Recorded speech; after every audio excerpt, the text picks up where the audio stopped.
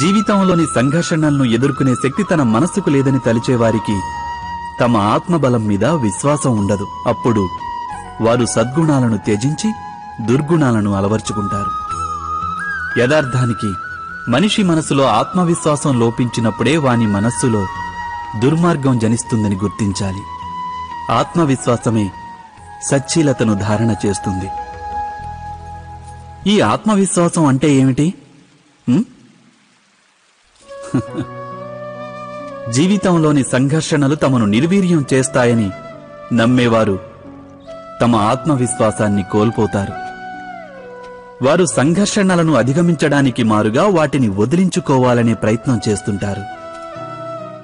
అలా కాక సంఘర్షణలు తమను అధిక శక్తివంతం చేస్తాయని విశ్వసిస్తే సరిగ్గా వ్యాయామం వలన దేహశక్తి పెరిగినట్లు ప్రతి ఒక్క సంఘర్షణతో పాటు వారిలో ఉత్తేజం పెరుగుతుంది. అనగా ఆత్మవిశ్వాసం అంటే ఏదో కాదు, అది ఒక మానసిక స్థితి. జీవితాన్ని దర్శించే ఒక అద్భుత దర్పణమది. అయినా జీవితాన్ని దర్శించగలిగే సామర్థ్యం మనిషి వశంలోనే ఉంటుంది కదా. మీరే ఆలోచించండి.